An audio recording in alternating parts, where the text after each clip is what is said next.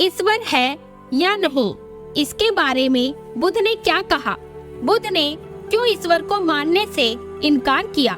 दोस्तों, आज की इस कहानी में हम जानेंगे कि गौतम बुद्ध क्यों ईश्वर को मानने से इनकार किए। वैसे आपके दिमाग में भी कभी न कभी यह सवाल जरूर आया होगा कि ईश्वर है या नहीं। तो चलिए जानते हैं आज की इस कहानी के माध्यम से बुद्ध ने क्यों कहा कि ईश्वर नहीं है।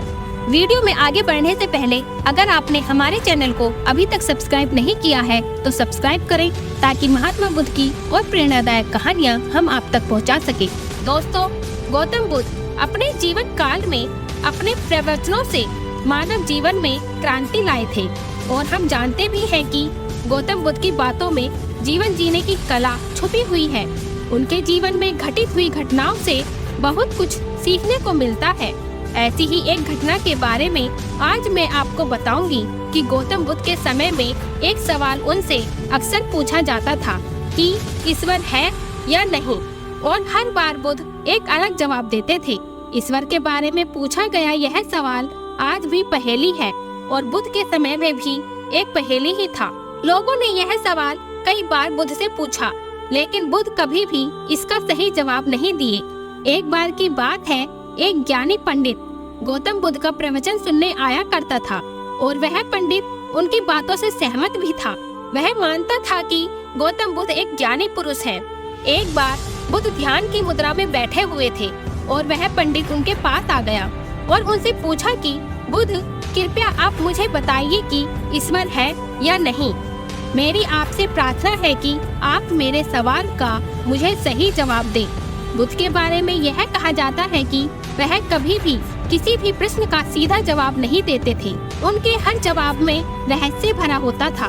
ज्ञानी पंडित ने कहा कि मुझे ईश्वर के बारे में आपसे जानना है। बुद्ध उसकी बात सुनकर मुस्कुराए और फिर पंडित से बोले, ठीक है। गौतम बुद्ध ने कहा कि मैं तुम्हारे सवाल का जवाब जरूर दूंगा, लेकिन उससे पहले मेरे कुछ प्रश्नों का जवाब आप मुझे दे दो। पंडित ने कहा, मैं बिल्कुल आपके प्रश्नों का जवाब दूंगा। आप कृपया प्रश्न पूछे। बुद्ध ने कहा कि क्या तुम सूर्य को मानते हो? पंडित ने बुद्ध की तरफ देखा और कहा कि यह किस प्रकार का प्रश्न है? मैं छोटा बच्चा हूँ क्या, आप जो मुझसे बच्चों वाला प्रश्न पूछ रहे हैं? सूर्य तो साक्षात प्रकट होता है और पूरी दुनिया को रोशनी देता है। धरती पर रहने वाले हर जीव को सूर्य से ऊर्जा प्राप्त होती है। सूर्य को तो हम रोज ही देखते हैं। बुद्ध ने उनसे कहा कि ईश्वर के होने के बारे में प्रश्न कहाँ से आया, क्योंकि जिस प्रकार सूर्य हमारे सामने है उसके होने का कोई प्रश्न नहीं होता। तब ईश्वर के लिए यह सवाल क्यों उठा? ईश्वर को मानने की क्या आवश्यकता है? इसका मतलब तो यह हुआ कि आपके मन में कहीं न कहीं ईश्वर के प्रति संदेह है, क्योंकि ईश्वर सूर्य की तरह आपके सामने नहीं है। आप ईश्वर को भी बुद्धि से ढूंढने के लिए निकले हो और बुद्धि केवल उन्हीं बातों को मानती है जो उसके सामने दिखाई देता है। ईश्वर कभी भी आपको प्रत्यक्ष रूप में सामने दिखाई नहीं देगा, और यदि ईश्वर दिख भी जाए तो वह ईश्वर नहीं होगा। गौतम बुद्ध ने कहा कि तुम ईश्वर को मानते हो या नहीं? असल में यह प्रश्न ही गलत है और गलत प्रश्न का सही उत्तर कैसे दिया जा सकता है। इसलिए अगर इस गलत प्रश्न के पूछे जाने पर कोई महात्मा या व्यक्ति इस प्रश्न का उत्तर देता है तो वह उत्तर भी इसी प्रश्न की तरह ही गलत होगा। पंडित बुद्ध की बात सुनकर थोड़ा भ्रमित सा हो गया। उसने कहा कि बुद्ध, आप किस तरह की बातें कर रहे हैं? मुझे कुछ समझ नहीं आ रहा है। बुद्ध ने कहा, अगर मैं तुम्हें सीधे शब्दों में बताऊं तो इसका मतलब यह है कि ईश्वर को मानना नहीं बल्कि जाना जाता है। अगर तुम मुझसे यह प्रश्न करते कि मैं ईश्वर को जानना चाहता हूँ तो मैं तुम्हारी मदद कर सकता था, और जिस दिन तुम ईश्वर को जान जाओगे उस दिन से तुम ईश्वर की व्याख्या सीधे कभी नहीं कर पाओगे, लेकिन लोगों को ईश्वर के दर्शनों का स्वाद चखने में मदद जरूर कर सकते हो। तुम कभी अपना अनुभव किसी को दे नहीं सकते हो, लेकिन किसी को अनुभव कराने में सहायता जरूर कर सकते हो। दोस्तों, आपने बुद्ध के जीवन की कितनी कहानियाँ और किस्से सुने होंगे। वहाँ आपने देखा होगा कि बुद्ध ने कभी भी ईश्वर के बारे में स्पष्ट नहीं कहा और इसकी वजह से कई बार बुद्ध के ऊपर उंगलियां भी उठी।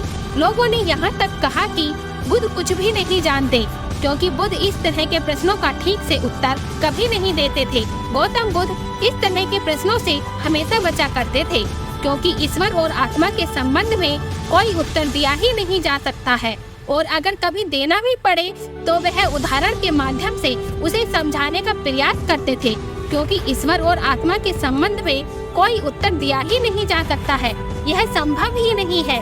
और मेरा यह मानना है कि बुद्ध को सचमुच ज्ञान प्राप्त हुआ था, वह उस ईश्वर का अनुभव कर चुके थे, और कोई भी व्यक्ति जो इस अनुभव को प्राप्त कर चुका हो वह कभी भी ईश्वर के बारे में या ज्ञान के बारे में सीधा सीधा कभी नहीं बताता, क्योंकि वह चाहता है कि आप उसका स्वाद खुद चखें। गौतम बुद्ध ने कभी वह गलती नहीं की जो आज के कुछ धर्म गुरु कर रहे हैं।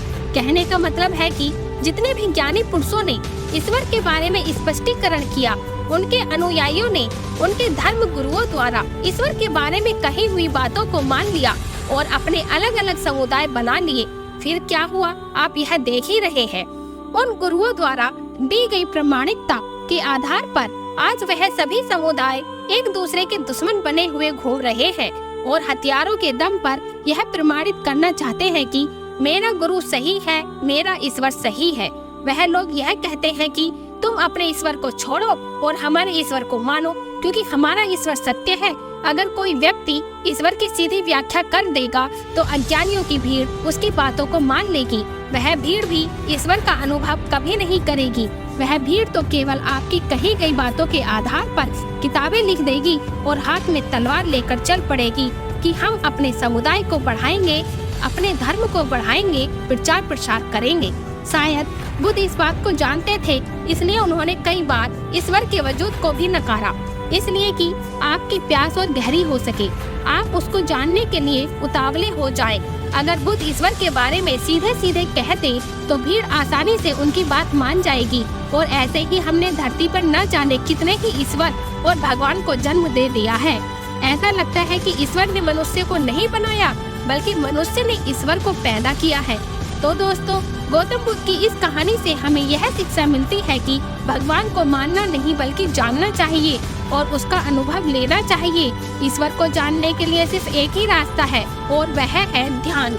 ध्यान में जितनी गहराई से जाओगे उतना ही तुम्हारा ईश्वर के प्रति अनुभव होता चला जाएगा और तुम्हारे सभी प्रश्नों के उत्तर भी तुम्हें मिल जाएंगे। मैं आशा करती हूँ कि आपको यह कहानी बहुत ही पसंद आई होगी। ऐसी ही महात्मा बुद्ध की नई नई कहानी सुनने के लिए हमारे चैनल को सब्सक्राइब करें और वीडियो को लाइक करें। और आपको यह महात्मा बुद्ध की कहानी कैसी लगी हमें कमेंट करके जरूर बताएं। धन्यवाद।